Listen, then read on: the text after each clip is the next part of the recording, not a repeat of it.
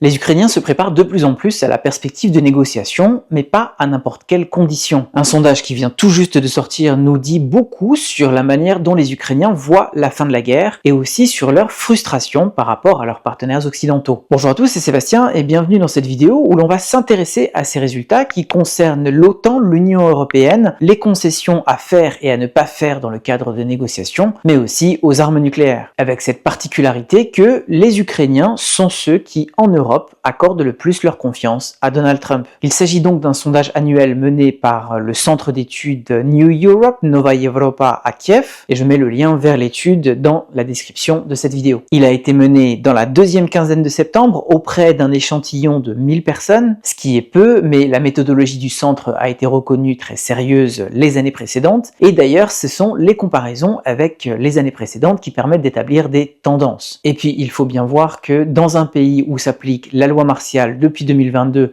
sans élection ni grands mouvements sociaux, ce genre d'étude est précieuse pour prendre le pouls de l'opinion. Encore une dernière note, j'ai pris la décision d'arrondir à l'unité les pourcentages pour éviter les virgules, parce que en format oral, ça passe assez mal. Alors, sur l'idée des négociations avec la Russie, ça fait son chemin, puisque en 2023, 33% des personnes interrogées refusaient toute discussion avec la Russie dans n'importe quelle circonstance, et ils ne sont plus que 12% en 2024. Cela dit, il y a des conditions préliminaires à remplir. Par exemple, 40% des Ukrainiens estiment que la Russie doit retirer ses troupes avant l'ouverture de pourparlers, et 64% des personnes interrogées pensent que ça ne servirait à rien de négocier avec la Russie si l'Ukraine n'a pas reçu au préalable des garanties de sécurité suffisantes, puisque dans ce cas-là, la Russie se servira de négociations comme une simple pause avant de relancer une nouvelle offensive. Là, on voit une évolution parmi les Ukrainiens qui sont de plus en plus ouverts à l'idée de négociation, alors qu'on va rentrer fin février dans la 4e année de cette invasion et dans la 12e année de la guerre, mais cela dit, ce sont aussi des Ukrainiens qui refusent de se faire avoir, pour le dire crûment. Ils ne sont que 30% à penser qu'il faut négocier avec la Russie, quelles que soient les circonstances, et là, c'est intéressant de regarder les disparités régionales, puisque 43% des Ukrainiens de l'Est pensent qu'il faut négocier avec la Russie quelle que soit la situation, mais ils ne sont que 18% à Kiev, la capitale. J'ai mentionné les garanties de sécurité, alors quelle forme pourraient-elles prendre? Eh bien, celle qui vient en premier, à 31%, c'est l'obtention de l'arme nucléaire. Et ça, c'est nouveau, c'est à prendre en compte, puisque l'Ukraine, si elle ne reçoit pas de garanties de sécurité suffisantes dans le cadre de négociations, eh bien cette voie, elle sera explorée d'une manière ou d'une autre, ça c'est une petite musique qui monte. À 29%, les Ukrainiens estiment que la garantie ultime de sécurité, ce serait une adhésion graduelle à l'OTAN, donc une adhésion qu'ils soutiennent à 70%. Et je dis bien graduelle et pas partielle, ça veut dire que l'invitation à rejoindre l'OTAN devra concerner l'ensemble des territoires de l'Ukraine souveraine, donc reconnus comme tels par l'ONU en 1991, y compris les territoires actuellement occupés. Donc dans un premier temps, la protection de l'OTAN s'étendra aux territoires contrôlés par Kiev, et les territoires occupés rejoindront le lot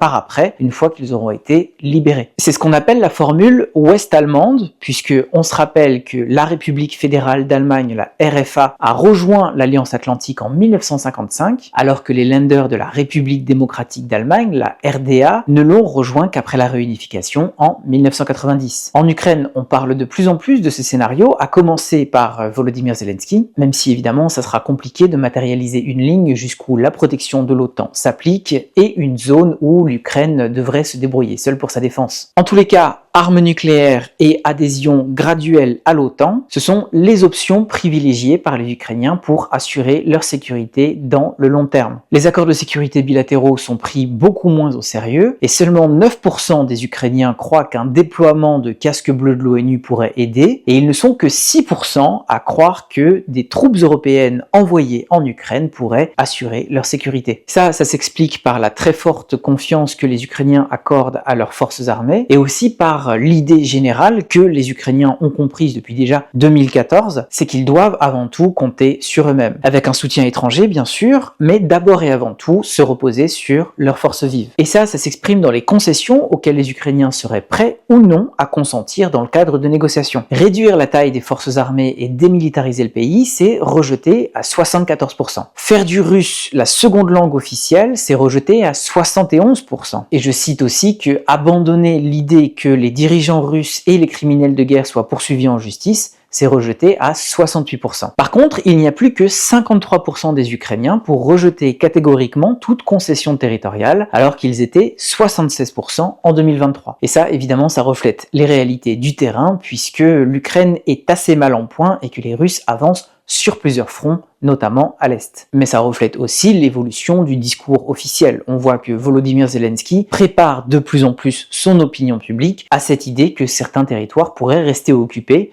Donc évidemment, lui, il parle d'une occupation temporaire, mais comme on le sait, le temporaire, ça peut durer longtemps. Et tout cela, ça montre une évolution intéressante qui nous donne une idée de ce que les Ukrainiens seraient prêts à accepter ou pas dans le cadre de négociations, puisque, en dernière instance, ce sont eux qui devront approuver ou désapprouver un accord de cessez-le-feu ou un accord de paix. Et on a vu par le passé que quand ils ne sont pas d'accord, eh bien, ils savent s'exprimer, que ce soit dans les élections ou dans la rue. Et cette prise de conscience de l'imminence de négociations, elle s'accompagne d'un taux de confiance appréciable en faveur de Donald Trump à environ 45%. C'est le taux le plus élevé d'Europe. À titre de comparaison, il est seulement de 16% en France, puisque donc le Centre New Europe a inclus cette donnée dans son étude. Et par effet de miroir, la confiance que les Ukrainiens apportent à Joe Biden est passée de 82% en 2023 à 55% en 2024. Et celui de l'allemand Olaf Scholz est passé de 61% à 24%. Certains leaders occidentaux restent encore très populaires et jugés comme fiables, donc notamment la présidente de la Commission européenne Ursula von der Leyen, le président polonais Andrzej Duda, ou encore le président français Emmanuel Macron à 58%. Mais donc les dirigeants des deux pays qui soutiennent le plus l'Ukraine en termes de volume, c'est-à-dire les États-Unis et l'Allemagne, eh bien ce sont eux qui sont les moins appréciés des Ukrainiens, et ça reflète une opinion générale de l'action occidentale, puisque 57%